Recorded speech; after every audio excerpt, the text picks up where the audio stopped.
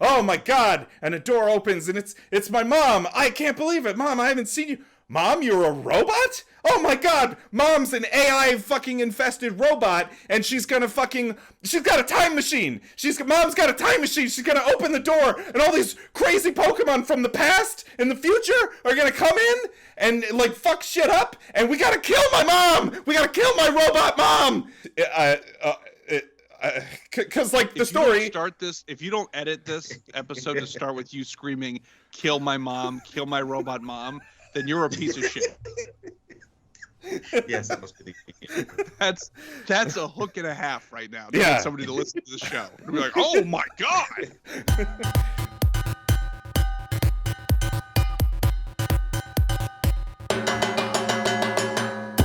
Welcome to the podcast, the Good Games podcast. That is, I'm James. I'm Zach. And from deep in the sea, this is Justin. Yeah, he sounds like he's underwater. He's underwater and from 1997. Yeah, it's very interesting. Underwater in '97. I got them nut hugging shorts on. Oh, well, I don't know what that. Back to the '90s. Oh, nut hugging shorts. Oh, okay. I thought you were just had a weird clothing choice, and that we thought it was just like a weird no nut November thing. Speaking of no nut, James, you don't even know what that is. You don't know what the internet is. Anyway. So speaking of no nuts, in November, it's the end of the year, and it's time to discuss the best games of 2022. That's right. This guy knows how to be a host. Well, let me just start by saying, never have I felt less prepared or less justified to be a part of this show than this episode. Struggled to name 5 games I played this year that were new. Here's the thing. I'm gonna open secret. I tried to get our good friend Tien Gagnol on this episode, and he's so busy. He's like, I have zero time. So, because he's played a bunch of games that I haven't played, I'm like, oh, it'd be perfect. But anyway, couldn't happen. Because like a big God of War. Like he's all about God of War right now, and I have not played God of War. So there's a blind spot for this podcast. God of War, probably a great game, probably deserves to be on our list. We're not gonna fucking number talk. One, but probably the best game of the year. We're not gonna fucking talk about it. Nope. Yeah. What? Should we just get right into it? Pokemon's pretty great, right? There's no issues with the new Pokemon. So yeah, I literally actually just finished the new Pokemon game. By the way. I don't want to. I mean, whatever. It's Pokemon. I'm gonna spoil the ending of Pokemon. Who cares? Pikachu dies. I'll give you 100 guesses on how the story to Pokemon Scarlet and Pokemon Violet ends, and you won't even come close to what the fucking story ending of this game is. I would assume you beat the Elite Four. You stop Team Rocket's evil plan and grow a larger bond with your starter Pokemon. And that's exactly what I thought it was going to be, and it is. And it was like, yeah. Nice. But then, like, you get, like, this weird phone call, and, like, you know, the guy who's got the, like, dog Pokemon you've been helping out, he's like, oh, it's my mom. Hang on, let me get this. It's my mom. I'm not really close with her. I don't really talk. Hey, Mom, what's up? Oh, what? You're, like, underground at some crazy, like, deep North Pole research site? Okay, we'll be right there, Mom. Hang on. Okay. Hey, come on. We gotta go save my mom. She sounds like she's in trouble. Let's go. Oh, okay, we're at this research site. Man, I haven't talked to my mom in fucking forever. Oh, it's really dangerous here. There's lots of, like, wild, crazy Pokemon. Oh, my God. And a door opens, and it's my mom. I can't believe it. Mom, I haven't seen you. Mom, you're a robot? Oh my god, Mom's an AI fucking infested robot, and she's got a time machine. Mom's got a time machine. She's gonna open the door, and all these crazy Pokemon from the past and the future are gonna come in and like fuck shit up, and we gotta kill my mom. We gotta kill my robot mom to save Pokemon. That's the ending to Scarlet Violet, and you kill this kid's robot mom from the past or the future. I don't know.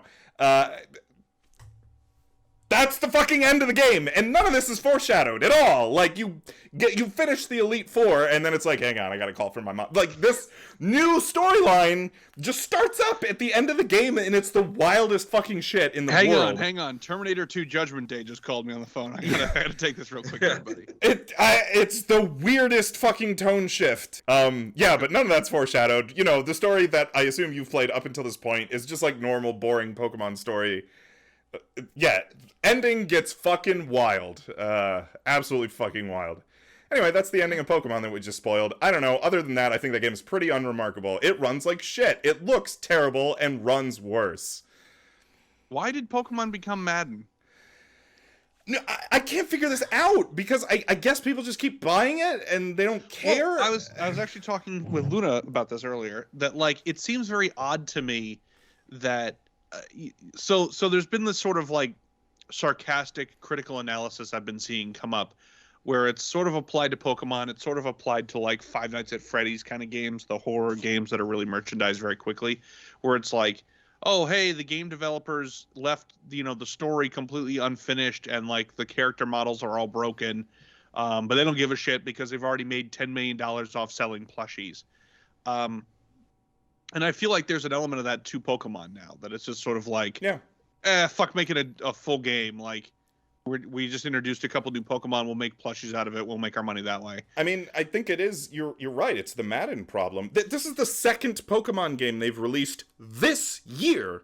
Yeah, they just digging. Oh, yeah, that's right. I was doing research. I mean, searching desperately for what games came out this year, and noticed that both Pokemon games were released this year. And I was like, holy shit, that's not a good sign. They just sell so much that it's just not worth it to make like a good polished game, so they just shit these fucking games out. It's not that it's not worth it, it just feels like there's just no incentive. Yeah, that's what I mean. It's not there's no incentive to them to put effort in. To put effort in to like polish the game, QA the game, like make a nice like complete polished experience. Because they know it'll just sell anyways. It'll sell, like, as long as there's new Pokemon that are cute, and there's still older ones that like the nostalgia boners will get. It runs. They're not even cute anymore. Yeah, I don't know. The ghost now dog's like pretty cute, and the Pokemon and the carbohydrates dog is pretty cute, but the game runs at a worse frame rate than Justin's laptop's webcam. And, like, nobody cares because people, they keep just buying it anyway. Like, you know, nobody cares that it... Yeah, and I'm my original theory was, are they so callous, is Game Freak so callous that they're like, why even bother? They're just going to keep buying it anyway. Or are they, like, somehow worried that if they take a few years off, like if they did like what we said about Madden, like if you took 2 years off, 3 years off, and then come back with something really robust, that you'd sell more because it would be more impressive and people would get a full experience instead of just your diehards. Are they worried that they're like gonna lose the market somewhere, like another catch-em-all game's gonna? I'm like, you've got it covered, man. Digimon is dead. Yu-Gi-Oh is dead. Like, there's nothing. You're not gonna get like overtaken. No one's coming to you with the capitalism equivalent of the blue shell to knock you out of first place. Like, you can take some time off and go build a real game. Nobody's coming for the crown. They're, like you said, or more likely they're just like, why give effort? Like, people are gonna buy it anyway. Who cares? The even more wild thing was, I mean, we mentioned that this is the second Pokemon game that came out this year. Arceus Legends came out in, I think, like February earlier this year. January, February, yeah. And it was like a real, actual attempt to like to refresh the formula of Pokemon. There was, I mean, it was the first open world game. It still looked like shit and ran like shit, right? But it was like big open world Pokemon, and like there was like a definite shift in gameplay focus from battles to just catching them all. For instance, the Pokedex worked completely differently. It wasn't just like, oh, once you catch it, that's it. There's like different objectives in the Pokedex. True. There was like, oh, you have to, you know, catch 5 of them, and then like, oh, watch it evolve, or watch it use a certain move, and like, you know, sneak up on it from behind, or like watch it do a sexy dance. Like, you know, there's all these stupid fucking things in the Pokedex. I'm like, wow, that's really interesting, because then like for each Pokemon, you're like incentivized to like interact with it differently, and like battles were not real. You could battle in Arceus, but it wasn't really a focus of that game, and the battles were really quick and streamlined, And we just threw all that fucking shit out the door and took 2 giant steps backwards. And that's Pokemon. Well, this one, the Scarlet and Violet, it's like semi-open world at times. No, so it's that's really. I mean, it's still an open world, but like all of the new things that they pioneered in Arceus, they're like, fuck that. And then we just took 2 giant leaps backwards, and the battles are just the same as they always were. They're like slow and boring as shit. And like yeah, but the graphics are fucked up, and sometimes that weird big noodle Pokemon looks like it's coming out of that kid's dick. So I mean, that's pretty worth it. I do love the new version of Diglett, who just looks like a floppy wiener. That's my new favorite. Sometimes it spawns through the kid's pelvis, and he's got a big floppy wiener. So you take the good with the bad, is what I'm trying to say. I know the new version of Diglett is my favorite, but I just like accidentally said Diglett. You definitely did, and I thought it was on purpose, and I respected it. Now I don't. Yeah. But no, okay. So Pokemon sucks, and fuck that shit. And now let's do Pokemon Snap 3. And now let's talk about the absolute definitive best games of 2022. Yeah. Suffice it to say, Pokemon is not on my best games of the year list. I guess I can kick it off. I guess.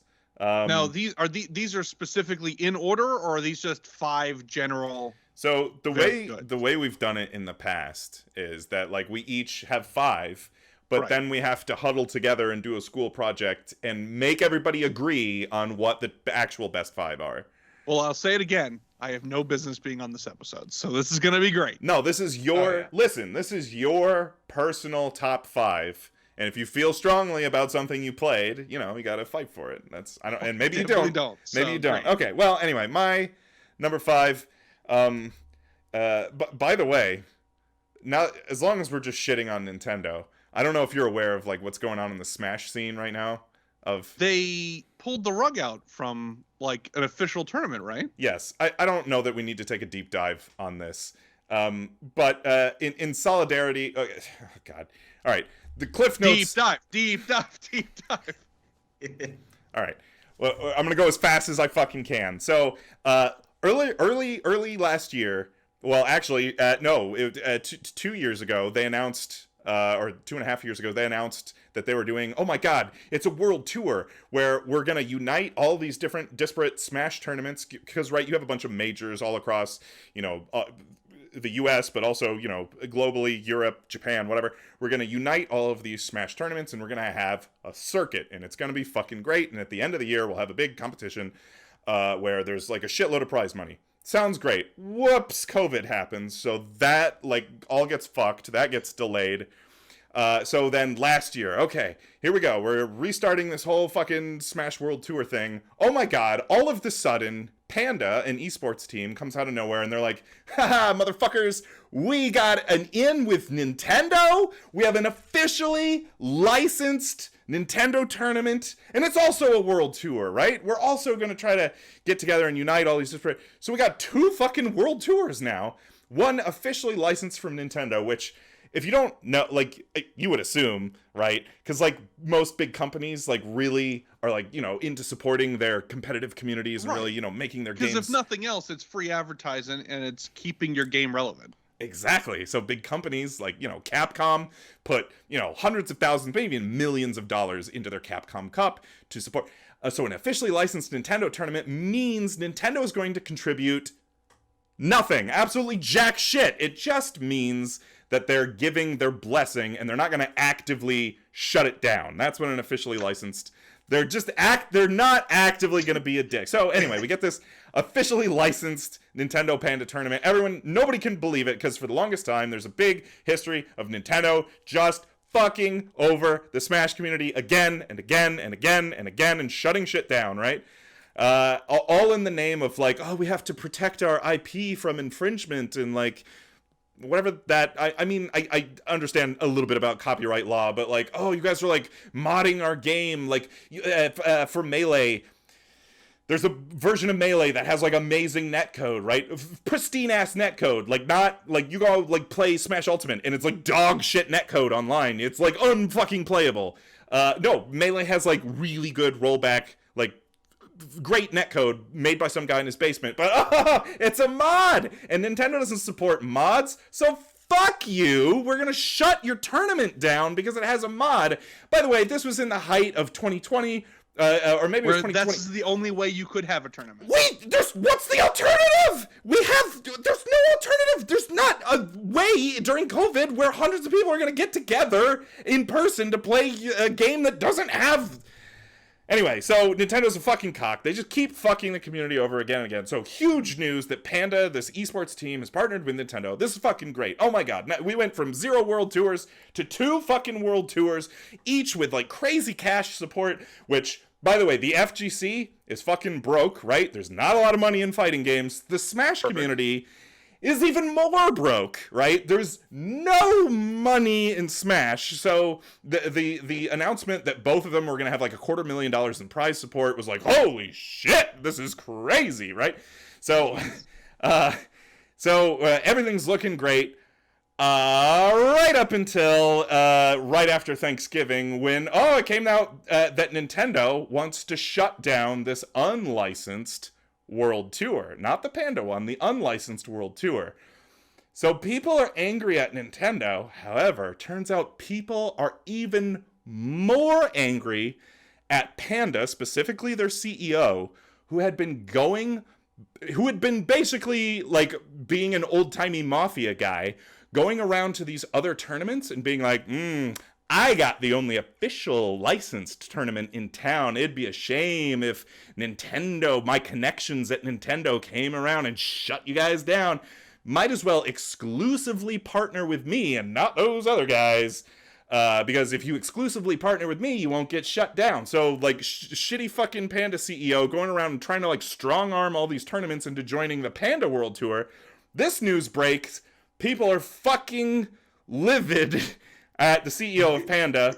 So breaking news, this all happened like yesterday. Panda's, he steps down. Panda is absolutely on fire. Panda's fucked. They're fucked. They're like beyond fucked. They're on fire. Everyone's quitting. Cody quit. Plup quit. Fucking, Ultimate people are quitting. Fucking Coney quit. Vicky Kitty quit. People who are not even involved in Smash are quitting, like fucking Punk, PG, he's not PG anymore. Punk, the greatest Street Fighter V player in all of Street Fighter V, quit Panda. He's got no stake in the Smash community. That is fucking integrity right there. To like, that is true. That's fighting game community integrity. To bite the hand that feeds you, because he's getting a paycheck by Panda. To bite the hand that feeds you in the name of supporting a different community, that's some fucking integrity right there. So, anyway, Panda's absolutely on fire. The Smash World Tour got canceled. It's a fucking shit show. The Panda Tour is now canceled. It's an absolute shit show. The only one who's going to come away from this with no consequences, seemingly, is Nintendo, because they're big enough to just keep fucking over the Smash community again and again and again and again, and their audience is so big that they don't care. So anyway, well, and they claim they're not making another Smash game, right? Like, so they're not making like additional money off this by any means. So. Anyway, there's just a lot of bullshit. There's bullshit from Panda. I mean, they're gone now. I don't know how they survived this. There's bullshit from Nintendo, like, we're shutting you down in the name of like health and safety. Like, what? Fuck you. Like, there's no health and safety. Health and safety. Because Panda's gonna break your kneecaps. That's total bullshit. There's definitely some money exchanged behind the scenes between Nintendo and Panda. Anyway, in the name of solidarity with the Smash community, there will be no Nintendo games on my top 5. Not that there would have been anyway, because there has not been any good Nintendo games this year. Anyway. Wow. Okay. So there you go. That's my fuck Nintendo news. I'm riding high. I'm the fucking conductor of the fuck Nintendo train right now. Okay. So anyway, Jesus. that's my rant. That's my fucking rant. James just blew off so much steam right Yeah, now. that was intense. I hope you enjoyed that therapy session, everybody. Yeah. It's been a fucking shit show the last week and a half in the Smash scene. Anyway, let's talk about the best games of the year. Oh, okay. None of which are Nintendo games. My number 5 game this year is the game with the little cute fox who like wanders around in the forest and he collects coins. And it's Tunic. and it's very cute, and it's hard as fucking balls. Okay. It's definitely got some of that Dark Souls DNA injected straight into its arm. It's got like tough as nails boss fights. It's got like this really intricate designed level where everything is interconnected, and you have to pay like really close attention to the level design, which I really liked. And like, just like Dark Souls, it explains absolutely nothing to you and just relies on you to figure everything out, which I kind of like that in game design, where it's just like, we're not gonna fucking tutorialize to death every fucking, like, we're not gonna have like fucking 20 screens of dialogue of like, here's how you push a crate, here's how you climb on top of the crate, here's how you whatever. Nothing. There's nothing. You just boot up the game and you play the game, and that's, I don't know, it's fucking great. Tunic is my number 5. For me, pretty strong stance. This is where I'm thinking I have no real leg to stand on for this episode. My number 5 best game of the year 2022 is a tie, because fuck both these games, but I didn't play that many new games this year, so I only had 6 games that I could really choose from to talk about here. Hey. So the least best for me, The least best game you played. Multiverses. Oh yeah. And this is the part. Yeah. This is the part where anybody who actually like is any kind of respectable video games person is gonna go, okay, fuck this guy. I gotta stop this now. Because it's tied with fucking Elden Ring. It's my number 5 least best game of 2022. And I'm sure that's the only time Elden Ring's gonna come up in this episode, so it makes it easy for me. But yeah, opposite ends of the spectrum. I fucking hated Elden Ring from the get-go and still didn't fucking pick it up again. And Multiverses, I was like caught up in it and like, oh, this could be fun. And I spent too much money, and now I'm like, I'm never gonna fucking play this thing again. Just fuck this thing and everything about it. So that's the tie for number 5 for me. And again, I'm sure we're not going to hear about Elden Ring anymore on this episode. So it's gonna. I've already dated the episode because remember Elden Ring? That was my pick. All right. Mine also involves someone with animal ears. I picked Tiny Tina. Oh yeah, that was fun. I played that. Yeah. It was a nice little fun way of playing a more advanced Borderlands game in a way. Yeah, I was gonna say I remember that coming out, and I remember the hype for it, but I just never got around to playing it. So, does it play still like a Borderlands game? It just happens to Pretty be much. Hey, did you like Borderlands, Zach? It's yes, more of it. It's a lot more Borderlands. That's it. It's more. Okay. It's just But more. I like the plot of it. I do. Okay. That's a little bit uncharitable. I think the game. James is being the angry video game nerd tonight. I think it's a little bit uncharitable really because I think is. the gameplay is largely just exactly the same. But you're right. I did enjoy all of the, because it's like D&D. The framing device for the narrative of the game is that Tiny Tina is playing D&D with you. So there's like a lot of nerd jokes and just like roll for initiative, that sort of thing. I'm sounding very sarcastic right now, but I did. You're the parade rainer tonight. I like it. No, I just got really upset about Nintendo, but I don't want to shit on Tiny Tina. I enjoyed that game. Not enough to put it in my top 5, but I did enjoy that game. Okay. My number 4 is The Quarry. This is the second game from Supermassive, right? Hopefully that's the right studio. My brain is dead. I think that's the right studio. The second game, no, it's not the second game from them. Anyway, it's the second game in these wannabe movie sort of things, but it's also choose your own adventure. The first of which was Until Dawn. So this is like a follow-up to Until Dawn. It's kind of like an interactive slasher movie. So like, there's all these like, The Quarry takes place at like a summer camp, and there's all these like, they range from like I think they were all like, oh, we're going off to college next year, so what age are you're like 18, 19, whatever. Anyway, you're playing a bunch of 18, 19-year-olds at the summer camp, but then something goes wrong, and then oh my god, there's crazy monsters out in the woods, and then there's backwoods hillbillies, and it's a bunch of I guess those are like horror movie tropes, right? You watch Yeah. more horror movies than I do. Yeah. But It's all the Cabin in the while, Woods, yeah.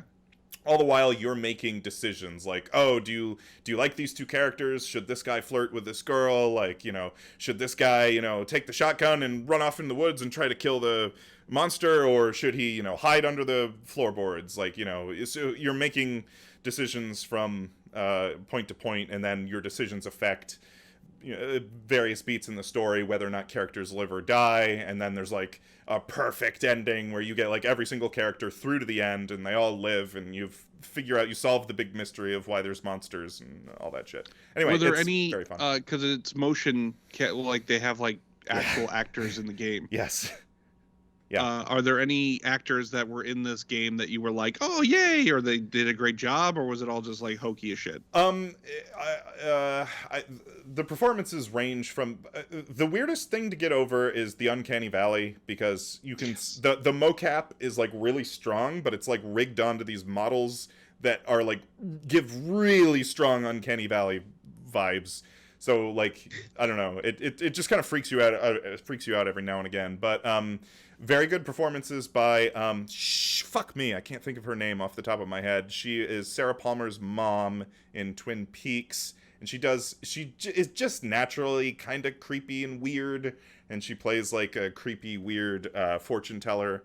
Anyway, she has a great performance. Trying to think, there's a bunch of not like A-list, but like, B and C tier celebrities that you're like, oh yeah, I saw that one show with him in it, he was good. Like, I don't know that there was like, amazing performances, because it's kind of schlocky. I feel like if it really wanted to capture, if it was already hitting the uncanny valley, they should have just done like the LA Noire thing and just have like the weird, like the facials that they don't match like what's going on. Like that would have been ideal for me. Yeah. I've seen that with what was it, the last Mass Effect and stuff like that. Like they're just a fucking mess, and that's infinitely entertaining to me. Yeah. I had a great time with The Quarry. This is like the perfect like couch co-op game to like play. Somebody has a controller, and then you have a bunch of other friends who are like, oh, kill him, or like, no, don't kill him, that sort of thing. Or like James holding the controller, falling asleep. Yeah.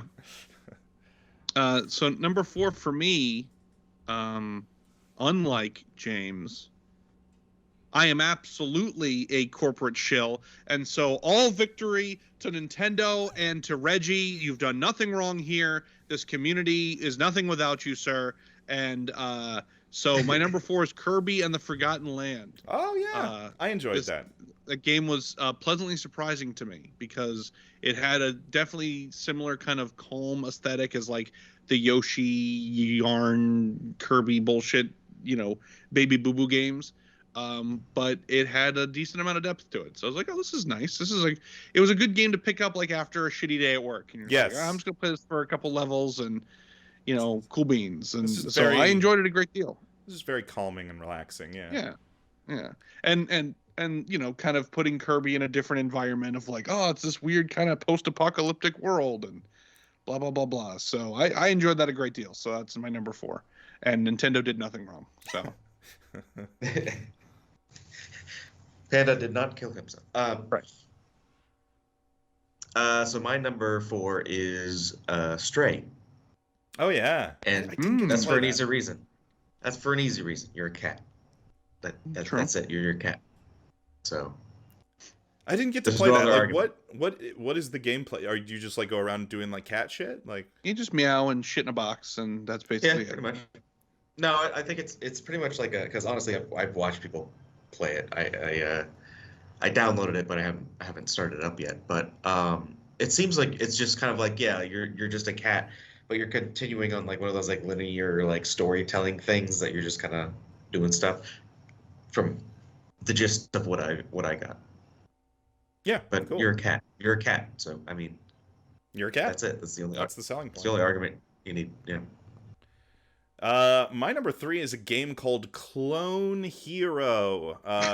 So Here's the thing. I was gonna say Rock Band was my number 1 and be a real piece of shit, and you beat me to it. Well, no, because I mean this game has been around in a beta form for a long time now. Just last week they had their first official release, which is also their final release. They're no longer supporting the game anymore, except for like major bug fixes. Before I elaborate on that, Clone Hero is like a rhythm game. Do you remember like Guitar Hero and Rock Band, like those types of games? Yeah, it's that again. It's just that. So get your plastic instruments out of your closet, hook them up to your computer. I have like a fancy ass. My wife got me an early Christmas present. You have to come see the new setup. It's absolutely ridiculous. We upgraded the setup. I have a. Oh my god! I didn't think you could upgrade it anymore. College. Does Lars from fucking Metallica just blow you when you walk in now? Like, how is it any more upgraded than it was? I fixed the fog machine. It's a whole. Oh. It's a whole fucking thing. Anyway, it's a really great time if you like those rhythm games. That team is, as I just mentioned, no longer supporting Clone Hero. They're done with like development of like new features. They're going on to make a new game, which they're hoping to sell in some sort of commercial fashion. Maybe it'll be on Steam. Maybe it'll be whatever. Anyway, their new game is going to be called Strikeline, and like Clone Hero is like. I mean, when you boot it up, it's got like all the same assets as like Guitar Hero. I mean, even down to the name of the game being Clone Hero is like a pretty just obvious ripoff of Guitar Hero. So they're trying to like really make their own game with its own identity, its own feature set. Really like move rhythm gaming forward as opposed to, just recapturing the past. So I'm looking forward to their new game, Strikeline. Yeah, I'm definitely interested in that. Oh, I'm up next. Yeah. My number 3 is Evil Dead, the game. Oh yeah, you played that a lot.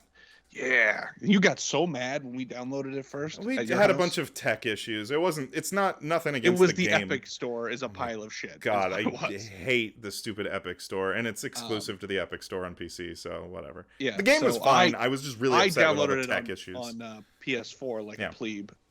But it's awesome. It's everything I wanted it to be.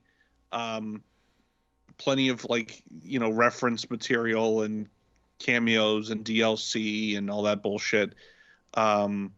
It's not a game style that I particularly excel at. It's like that Dead by Daylight sort of teamwork kind of shooter thing, online nonsense. But it's awesome and it's so interesting. It was a little buggy at first. They worked out a lot of kinks. Now it's an asymmetric style game, right? Where you're like a team of people can play like Ash and his girlfriend and whoever the fuck else is in that movie. I can't remember. Series of movies, yes. And then there's somebody who plays the evil. The evil. I couldn't remember what it's called. It has like a name, right? Well, the little creatures, like the zombie kind of equivalents, are called Deadites. Deadites. I was gonna say nanites, and then I was gonna say Xenobites. Yeah, they're little baby robots. That nanites isn't right. Xenobites is Hellraiser. What the fuck are they called? So somebody plays as the evil, and then everyone else is the other 4 players are just survivors basically, and you have to go through a series of challenges. You have to find pieces of the Necronomicon, then you have to find the dagger, and then once you do that, then you have to go defeat like this giant boss out in the forest. But as the evil, you have all these extra things that like you can set traps and try to split up the group and you can possess people and all this other shit. It's awesome. I've enjoyed. I know it's derivative. It's derivative of Dead by Daylight. It's super derivative of the Friday the 13th game. The fucking Texas Chainsaw Massacre game's coming out next year. The Killer Clowns game is coming out next year. They're all the same goddamn game, and they're made by the same studio, right? Or the same studio? No, they're all different studios, but they're all doing the same fucking thing. I thought it was the same studio that did the Friday the 13th game. No, I don't think so. Maybe it might be. I'm probably wrong. I'm probably wrong. But it's awesome. I've enjoyed it a great deal. Oh yeah, you love Evil Dead. My only critique, my only wish is I wish they would release because you have different versions of Ash that you can play as. There's Evil Dead 1 Ash, where he's like kind of goofy and sort of like, oh no, and he has certain skills. Then there's like Evil Dead 2 Ash, where he has like a couple different weapons, and he's kind of becoming a badass. There's an Army of Darkness Ash, where he's like super badass with one-liners. There's Ash versus Evil Dead, the TV show, where he's old and like kind of washed up, but he's got other attributes, and so on and so forth, and a bunch of other supporting characters and all that. But I really want them to release a DLC of Tommy Pistol's performance as Ash in Evil Head, the porno parody from 2010. That would be fucking awesome. And you could just recycle the same, character model, just like have his dick out or something, and that would be fine. But just have the little Diglett from Pokemon glitch through the. Put the jiggle physics in, and you got it. But no, Evil Dead was awesome. It was everything I was hoping it was going to be. I wanted to get into Friday the 13th when it first came out, but I just didn't have, for the longest time, it was only PC, and I didn't have a machine that could run it. So, like, by the time I finally was able to get into it, it was already done because, Sean Cunningham is a fuckface. And so Evil Dead kind of being the second chance at that, I was like, yeah, on the ground floor. Fantastic. So I've loved it. It's been great. And so, that's number 3 for me. My number 3 was what you mentioned, Zach, Kirby and the Forgotten Oh, Land. hey! Yeah. I enjoyed that game. It's very fun. So happy you guys like Kirby. I enjoyed that game. I enjoyed that game too. Fuck Nintendo, honestly, but I enjoyed that game. But I mean, like, I don't know. I see Kirby as being more House Studios, like, stuff. I don't really. Yeah, it helps you sleep at night. It really helps. Right. Kirby's not a Nintendo mascot or anything. I'm not a sellout. He's basically somebody else's character. Listen, I don't know. Listen, piracy exists. It's a thing. I don't know why you would connect that statement with my previous statement when I said Nintendo fucking sucks and fuck them. But also, piracy exists. Yuzu is a Switch emulator. That's just a thing that's true. It's just a thing that is true. Wow, fucking formerly known as Jim Starling fucking here now. That's great. I love it. I'm surprised none of us picked the fucking Kirby Buffet Fall Guys game. I had so much fun with that game. I had so much fun with that game, but also, fuck Nintendo. Okay, I gotta get him a fuck Nintendo t-shirt now. I really gotta. Jess had a great idea of you might have to make this for me, where it's the Melee, big Melee logo or the character select screen or just a cool scene, and then in big Japanese text it says something, but you don't really know what it is because it's Japanese, but it says fuck Nintendo, just big That's Japanese. Doable. We can do that. Yeah. I'd wear the shit out of that. Is a thing that exists. It's just a thing that exists. Yeah, copyright is a lie. Yeah, good, Ryman, good choice. Seriously though, Kirby's Dream Buffet is very fun. This man likes James is competition. starting to go like, James is like, I'm gonna make a second list. Listen, if Nintendo was in it. Right now I'm captain of the fuck Nintendo train. Here's the thing, as soon as the new Zelda game comes out, I'm gonna have a fucking problem, and I'm surprised that that's the problem and not the Ganondorf tattoo that your wife got this year. I really feel like that's the bigger issue. Yeah, but Ganondorf is Smash. With a cheese grater every chance you get. Ganondorf is Smash. In this house, we love Smash. Come on. Kirby is Hal more than Nintendo, and Ganon is really more Smash than Nintendo, if I'm being honest. It's really, he kind of exists as his own entity. The logic works. Yeah. Anyway, whatever. My number 2 favorite game of the year, I've talked about this game a lot on this podcast. It's called Immortality, and it is great. It is the third. I'm gonna say third. Don't look it up. Just trust me. It's the third game from Sam Barlow. His first independent game was Her Story, the game where it was a full FMV game, and you're watching these video clips. You're trying to figure out the story, who's lying, who's telling the truth, whatever. His second game is Telling Lies. His third game is called Immortality. The premise of this game is that there is... if for some reason you didn't listen to me the previous 2 or 3 times I've explained the premise of this game on this podcast, here it is again. The premise of this game, I'll go quick for those who have heard this already. The premise of this game is there's an actress who used to be in movies back in like the 70s and 80s, and she's went like fucking missing for 20 years, and then she suddenly reappeared, and she's filming another movie, and the premise of the game is that you have the footage to all of her unreleased movies, and you kind of have to like look through the footage and figure out what happened to this actress. But there's a lot. I can't really say more about the game without spoiling a shitload of it, but it takes some pretty wild twists and turns. There's a lot of shit that I was not expecting. Having played his previous game, I didn't play Telling Lies, but I played Her Story. Anyway, there's some wild fucking shit in this game. It's also like, don't play it with your kids. There's a lot of sex, drugs, and rock and roll, baby. There's a lot of boobies. There's a lot of just like, oh my god, in this game. I don't know. It's great. It's also like very clearly trying to be like this like art piece with, you know, messages and whatever. I enjoyed it very much. It's fucking weird and trippy and great. It's called Immortality. Okay. Now, why didn't you play the second one? Why didn't you play? It's weird because I was like a huge fan of Her Story, and obviously I'm a huge fan of Immortality. His second game, I didn't even play it. It got like whatever reviews. It's called Telling Lies, and it's kind of just the same premise as his first game, where you're watching video clips and you're piecing together a story. Which, that's the premise of all of his games. They're full motion video games. They have like actual actors in them. And you're kind of just watching clips and piecing together a story. It is, to be perfectly honest, it is barely a video game. It's stretching the definition of video game as far as it will go. It's basically just a movie. There's very small bits of interactivity in his games. Okay.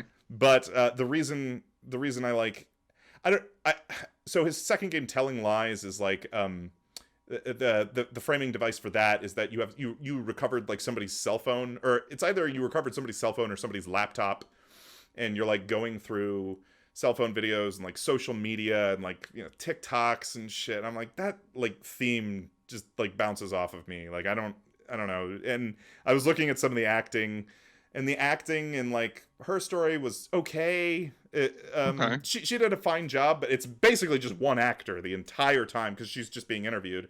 This has some different actors. I'm like, I don't know. The performances seem whatever. So that's why I skipped it. By the way, I'm going to say hands down, it's not even close. I realize the bar is very low. It is not even close. Immortality is the best acted video game ever. It's not even. Wow. It's not even close. There is some really actually excellent performances in Immortality.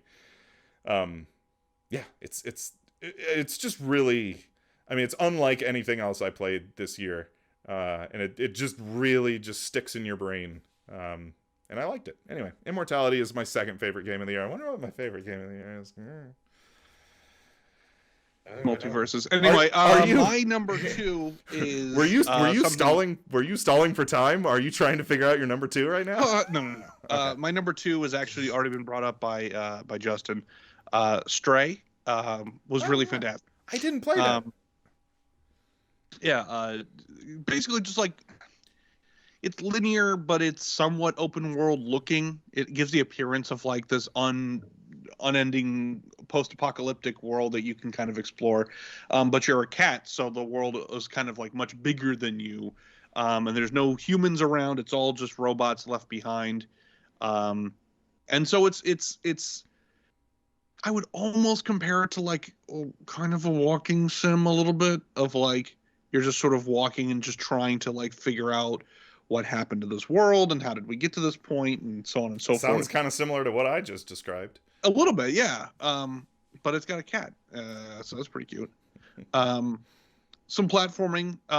It was very good. It was very, very good. And it's one of it's my number 1 pick for the yearly. Hey, let's make an argument that like video games are art, because it's just like there are no rules. It seems if you ask any AAA developer, there are very clearly rules on what is and what isn't a video game and how you make a video game. This is kind of a breath of fresh air of like, no, you can just tell whatever story. There's no fucking laws. There's no rules to like what makes a compelling game story. You can just tell whatever story that you want to put effort into. And, and that can work well. And I think Stray's a perfect example of that. It looks great. Art was wonderful. I love the art design of it. And when you put on a little backpack on your character, it slumps over like a real piece of shit because that's what cats do. And so that's number 2 for me. For me, number 2, Lego Skywalker trilogy. I almost put that on my list. Yeah. I almost put that on my list. That's definitely an honorable mention. I had a good time playing through that. Yeah, that was fun, and I enjoyed having the voice acting. I think that gave it like the Lego games like a whole new element. Yep. But it was fun. I mean, like, it was your typical Lego game, but like, it played great. It felt great. There was a lot of I love the jokes in that game, like the little subtle jokes that they'll throw at you. Yeah, I mean, that was just fun to play. I enjoyed that, and they're still pushing like content to it. Yeah. The only thing that's a bummer is that the DLC doesn't have like the full effort. Yeah. Like, the DLC characters are just there. They're just visual. They don't have like new voice acting and stuff like that. They're just there, and it's like, oh, that's kind of a bummer. But still, I think a very good effort to tie up the whole series into a nice little package and truly bring it to the modern Lego game, as opposed to, I mean, that was basically the starting point of the like movie tie-in, Lego games. Yep. Yeah. All right. Well, you guessed it. My favorite game of the year is Elden Ring, and it's not close. As much as I loved Immortality, as much as I loved Immortality, it's Elden Ring, and it's not even close. That was sell out. A sellout. Oh, yes, no. I'm sure everyone and their mother is going to name this as Game of the Year, either this or God of War. And to be honest, it's probably Elden Ring, even though I haven't even played God of War. Wow. This game is so incredible. It's just because like the big worry leading up to this game was like, oh, Dark Souls has such like tight and intricate level design that wraps around on itself, and it's like these really intricate maps. Like, how are we gonna adapt that to an open world? Turns out it's chocolate and peanut butter, motherfuckers. It's perfect. You get like these big open sprawling fields with like tons of shit to explore, these caves and mountains and valleys, and there's hidden shit, and there's crazy monsters everywhere, and there's like all this, but also you get into these what they call like legacy dungeons, which are you like stumble into a castle and it becomes just a Dark Souls map. It's the same like really well crafted intricate level design where you walk down a staircase and open a door and you're like, oh, I'm at the front gate. Fucking great. And then, you've played Dark Souls before. Or maybe you haven't. I don't know. It is the most... If you haven't played Dark Souls, I've got good news and bad news. The good news is I will, to the end, I will defend this as the most approachable Dark Souls game. Now, Dark Souls is not really known for approachability, but this is the most approachable one because it is open world, right? So, like, if you get, like, your dick stomped in by some boss, you can just say, fuck it, I'm gonna explore in a different direction and go off and have an adventure somewhere else. Whereas in Dark Souls, you can't do that. If you're getting your dick stomped by a boss, you either figure it out or you throw the game in the trash. Those are your two options. I did the second one. No, I loved it. There's so much of this game. Just so much of this game. It's like one of those things where I was exploring around. I'm like, oh man, I've discovered so many caves and like all these crazy dungeons and stuff, and I found all these catacombs, and I've beaten so many bosses. Let me open up the world map and check, and then you're like, okay, I've explored a good portion of the map. And then you realize that the map zooms out, and you're like, oh fuck, and then you realize that the map not only zooms out, but like slowly reveals more of itself.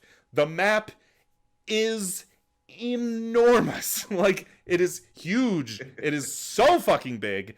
In fact, after you realize that the map zooms out and also reveals itself, Then you realize there's an entire underground portion of the map.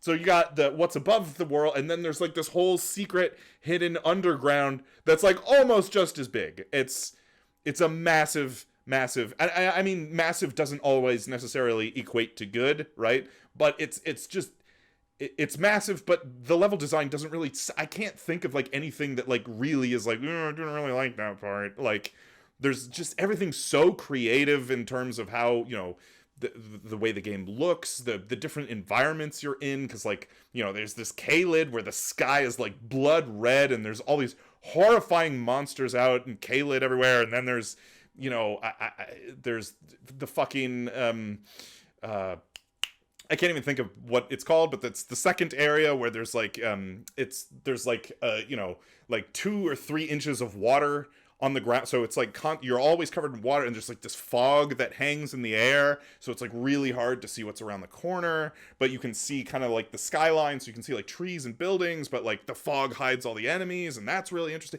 There's just so many interesting good ideas just everywhere. The world design, the monster design, it's an incredible fucking video game. It is the most approachable Dark Souls. Having said that, it's the bad news is it's still Dark Souls. So if you don't like Dark Souls, it is more approachable than Dark Souls, yes, but it's still just Dark Souls. And there's I would fucking Dark Souls. I would definitely recommend this as like if you're like a beginner into Dark Souls. Yes, this is a great beginner's game. Yes, this is if yes, if you've never played a Souls game before, make it this one.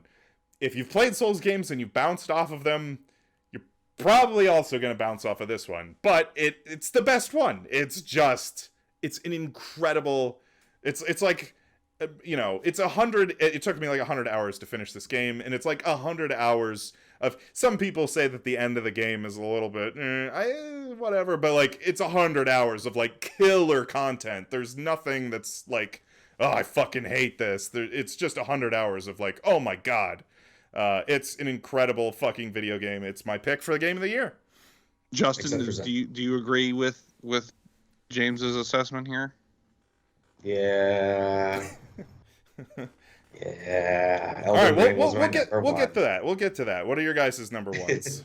Well, his is fucking Elden Ring too. All right, well, what's your number one? What's your number one? Zach? That's not fucking Elden Ring. I'll tell you that much. Well, that was your number 5. Tied for 5th worst best with fucking multiverses. Yeah, putting multiverses in the same sentence as anything is not a good sign. Like if you had to pick a number 5, it's definitely Elden. It's definitely Elden Ring. Right. But no, number 1 for me is a much smaller scale than Elden Ring, but similar philosophy in terms of world building and focusing on what it does and doing that exceedingly well. In obviously Elden Ring's case, it was this huge, expansive exploration world and monsters and interesting combat system of like, you know, you got to be quicker than your enemy and figure out its weakness and all that. Similar idea. It's world building. It's taking the mechanics of the game and pushing them to their absolute limits and just doing one thing and doing it exceedingly well. So for me, my game of the year is Rollerdrome. I talked about it previously in another episode. I raved about it. It is sort of a not too distant future dystopian Tony Hawk's Pro Skater.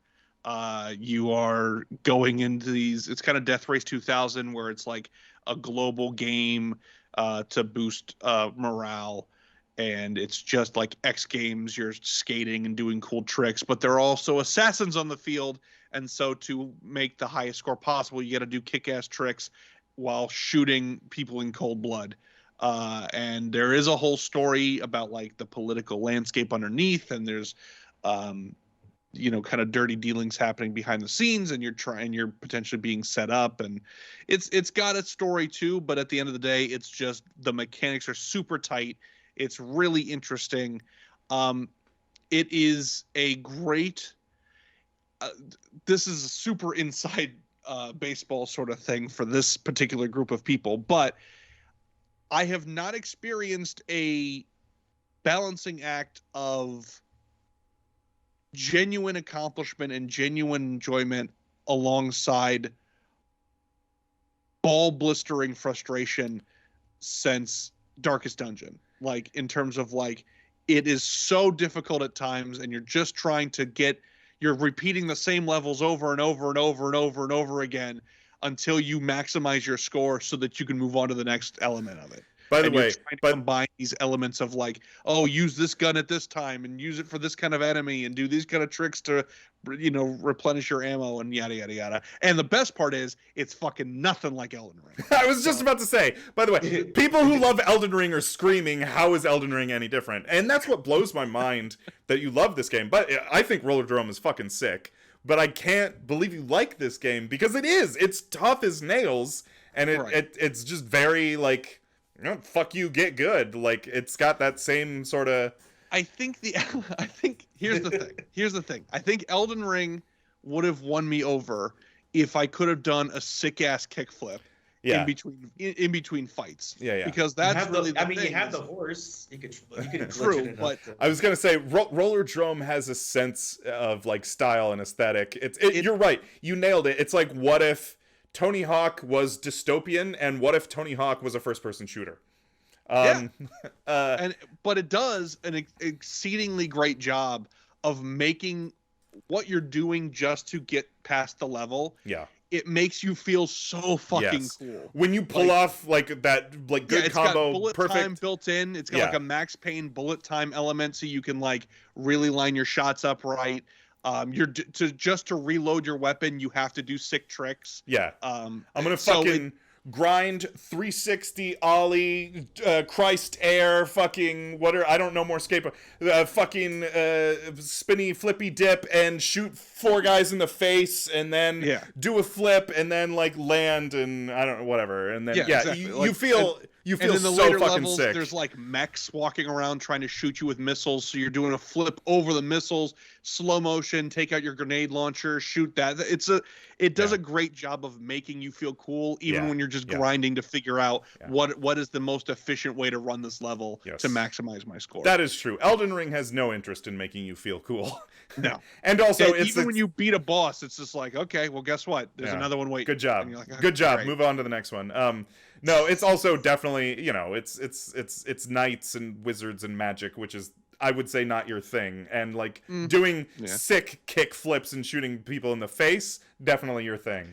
Definitely my thing. Yeah. So that's number one for me. I picked it up right when it dropped, and no, that's a great pick. I've been enjoying it all year. It's been really, really awesome. I like the art style. The art style is interesting. It definitely feels like an indie game in terms of that. It's like a cell shaded thing, but like, oops, we turned the cell shading slider like way too high. So it's like, it looks kind of like a comic book in motion, sort of. Yes, that's a great way to describe it.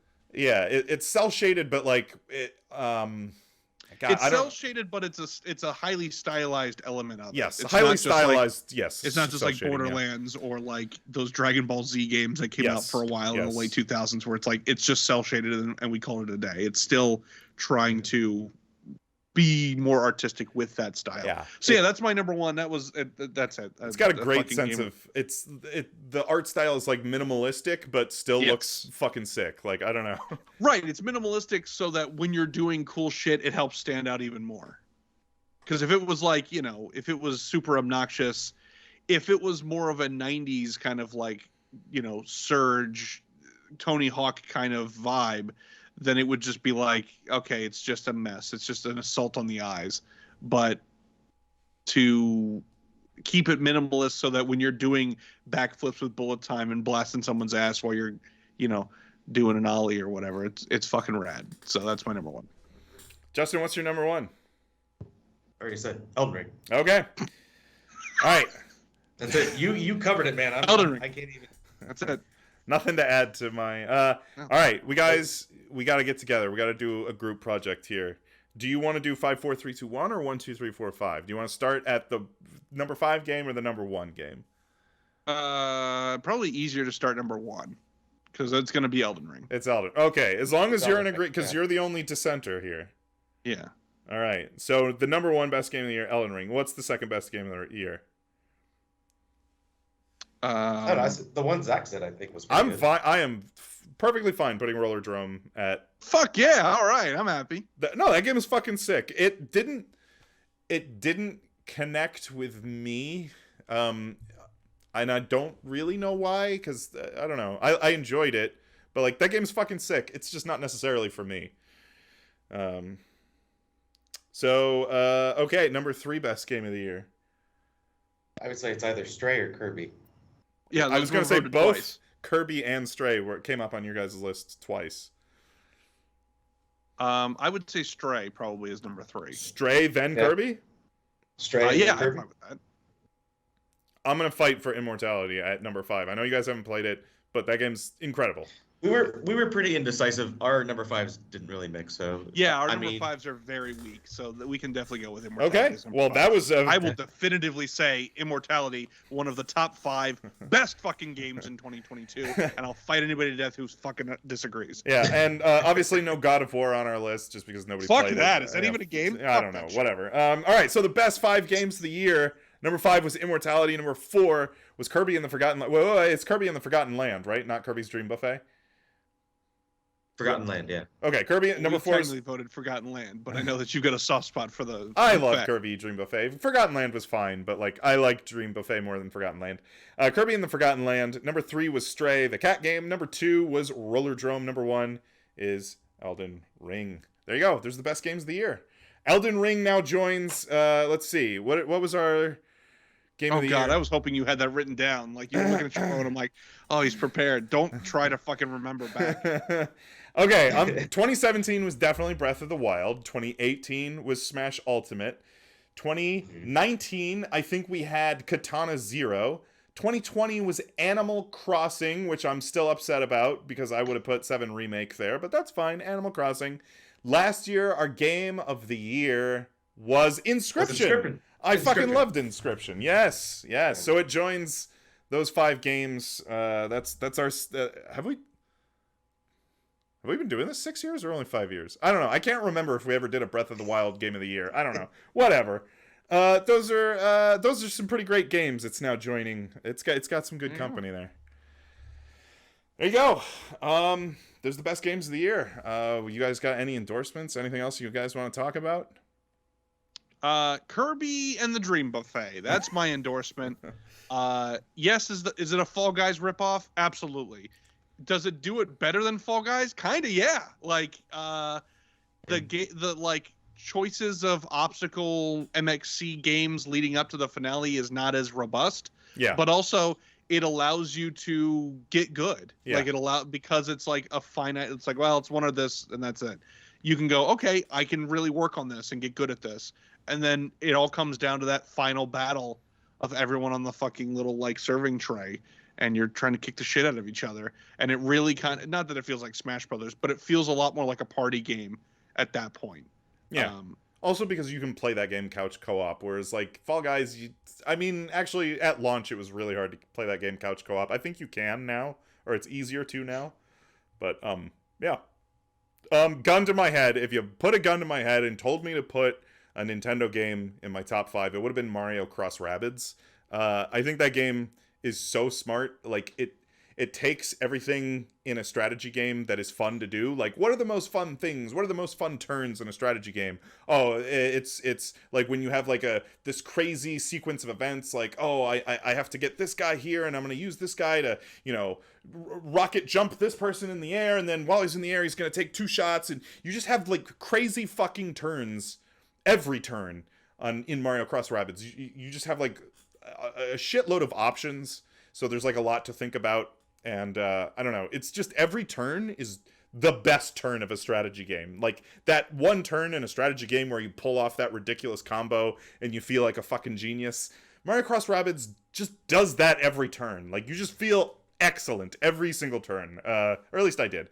I don't know, it's just a really smart strategy game. Like they just, I think they took that like the tactical strategy game genre and deconstructed it, and then just questioned every element about it, and you can just feel the game designers in that game just like thinking like, what is fun? What is fun in a tactical strategy game? Okay, let's find the things that are fun and just do them all the time.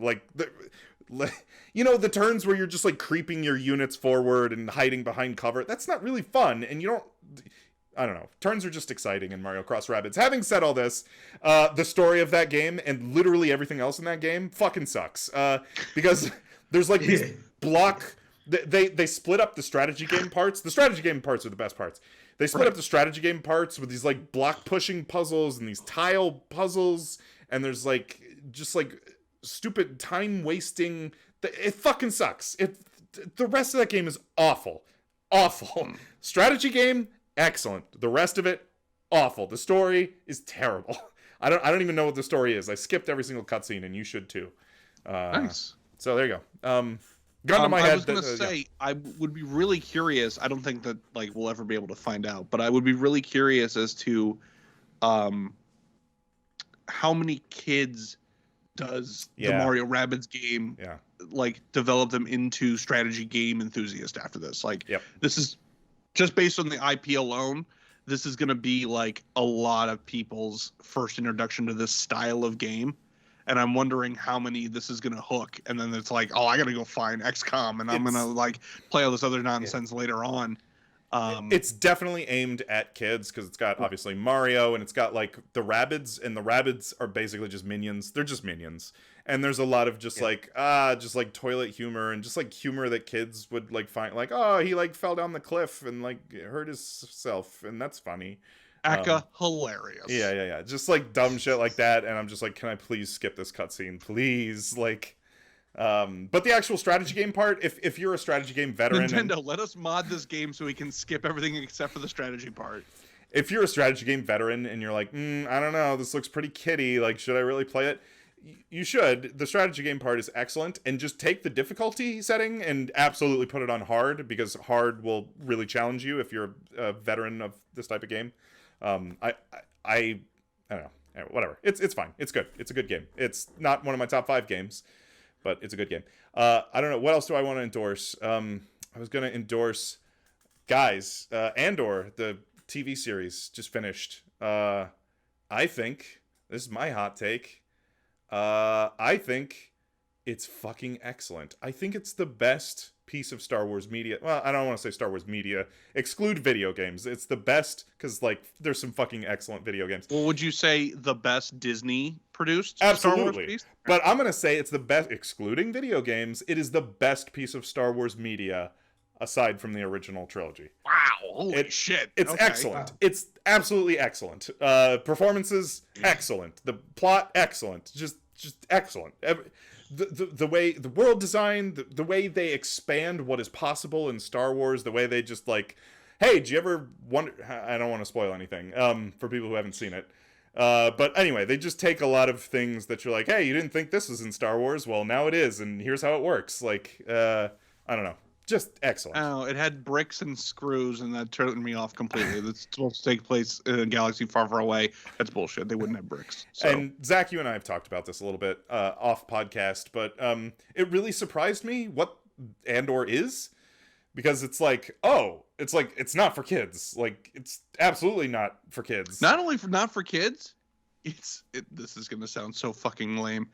It's not for bullshit Star Wars fans. It's not. It's not even for Star Wars fans. It's really not. It's not interested in like fan service. It's not interested in like, oh, remember these characters? Well, they all tie back to the Skywalkers, baby. Like, no, it's not that. It's just a good drama that happens to take place in Star Wars. Like, they wrote It's a war drama. Yes. That happens to take place in the stars. It just happens to be in Star Wars. It's very much about like ideas and like, what do you stand for? Like, what do you stand for? What are you willing to risk? What are you willing to put on the line to support what you believe in? That sort of thing. And, there's a lot of like, I really loved the character arc that Andor goes through, because he's constantly reevaluating, like, what's my relationship to how shitty the Empire is, and how much do I really care about that?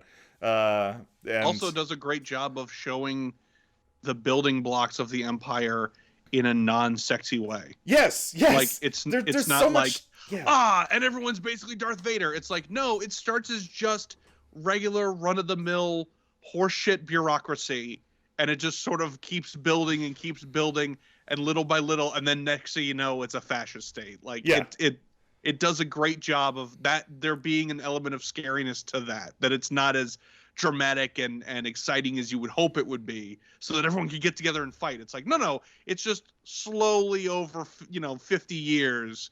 It's just next thing you know, there's no beat cops anymore. Now they're all part of the secret police or whatever. Yeah, and I love that Cassian has to keep being like, that seems kind of bullshit. How much do I care about it? Like, at what point do I need How much of it is this my problem, or... Yes. Should I not actually... At what point do I, like, have to grow a conscience and be like, all right, this is fucked up? Yeah, it's great. It's excellent. It is excellent. I would say, even if you don't care about Star Wars, or especially if you don't care about Star Wars, you should watch Andor. Yeah, it's really good. I was shocked by how much I enjoyed it, what it is. I did not expect this, like, high, I don't know, like, this just, like, I don't know, I didn't expect, like, a serious drama from Star Wars, and I got it, and I loved it. Yeah, without very good. spoiling anything, were you watching, especially the last few episodes, were you watching, like, waiting for them to fucking, like lame it up? Like, you were waiting and like, oh, here comes fucking Jar Jar. So, like, were you really nervous about that? So, especially, like, the first 4 or 5 episodes, I was shocked at, like, there's no fan service. There's none. Like, there's no, like, you remember this character, remember. And towards the end of the series, they start introducing, like, here's this character that you remember. Here's this character you know.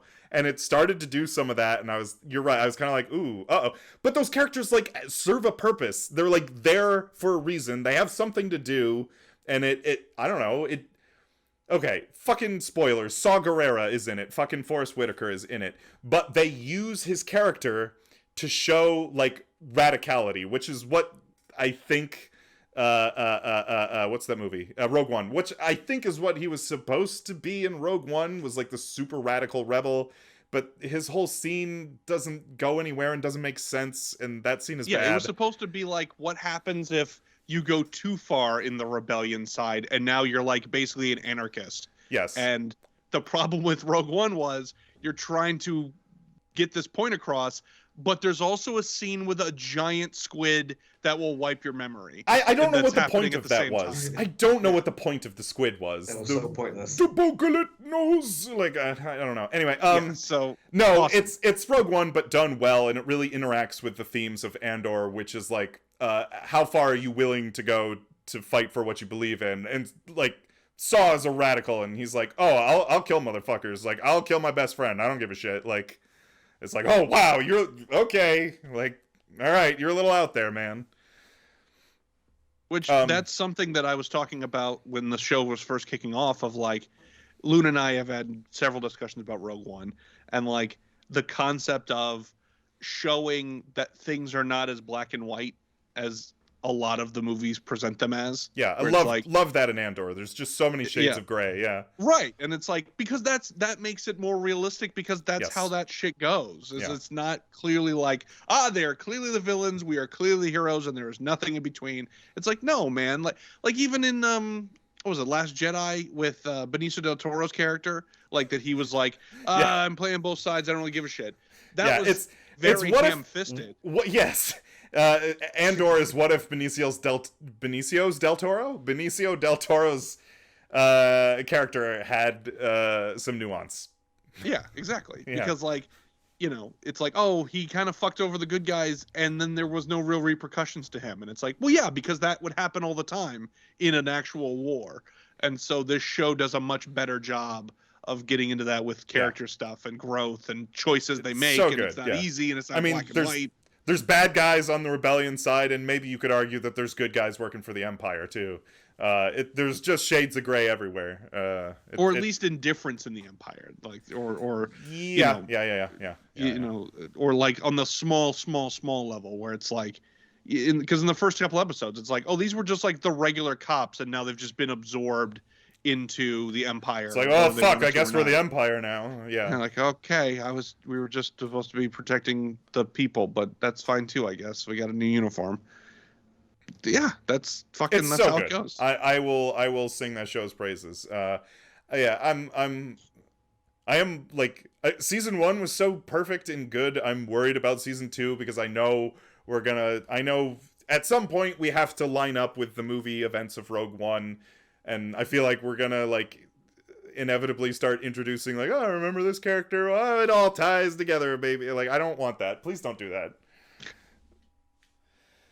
Anyway, it's good. Okay. That's my other endorsement. Justin, anything that you're endorsing here? I'll endorse traveling to Europe. Oh yeah, how was Oh, that? Great fancy road. pants. Yeah. Yeah, that was fun. That was cool. There's a lot of cities that like keep their old architecture. And that was like kind of the coolest thing to see. Like Spain was really cool. A lot of the buildings just look like old timey Spanish, like architecture, but there's like regular stores in them and stuff. It was kind of like New York, but just old architecture. Scotland was really cool. We were in Edinburgh, and that was cool because a lot of that was like old time, like castle, like cobblestone, like city, and it was like cool to just kind of be in that because like you could see all the cobblestone sidewalks and roads, and Edinburgh Castle, and then Ireland was pretty cool. We got to go on like a tour, and we got to see like all the weird twisty roads they have. But like, man, I don't know what it is about Europe, but their grass over there is like, wow, it's beautiful. Good grass. It's like, yeah. I like that was your It's takeaway. No, it just looks cool because it's not like our grass. It's got more like a teal tint to it. It's like, I don't know. Were you in Chernobyl? Cool. What the hell are you talking about? The grass is teal. It glows at night. It's been great. I can't feel my legs anymore. No, it's like they got like a little lighter green on it with a little blue. Yeah, I mean, like, travel to other countries. Give it a go. Do it. Just do go it. Places. Just go places. Yeah. Go places. You'll never know where you'll go. Thank you, Dr. Seuss. We appreciate it. All right. I think that's our episode. I don't. This might be the last episode of the year. Who knows? We might do another one. Who knows? We'll see. Now, I think 2023. I don't know if we're gonna do a podcast about this or not. 2023 is looking fucking good for video games. There's gonna be some games in 2023. I don't think anyone's gonna struggle to put together a top 5. I think next year is gonna be pretty stacked. Anyway, calling it now. Rollerdrome 2 will be my number 1 next year. So yes, everyone, thank you so much for listening to the Good Games podcast. Follow us on social media on all platforms while they're still around. Right. Yeah. All right. For the Good Games podcast, I'm James. I'm Zach. Justin. Goodbye.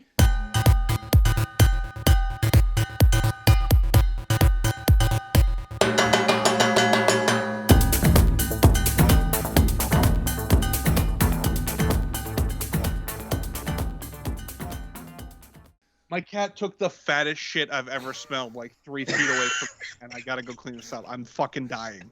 Like, it smells so bad. Go clean your cat shit. Thank you. Goodbye. All right.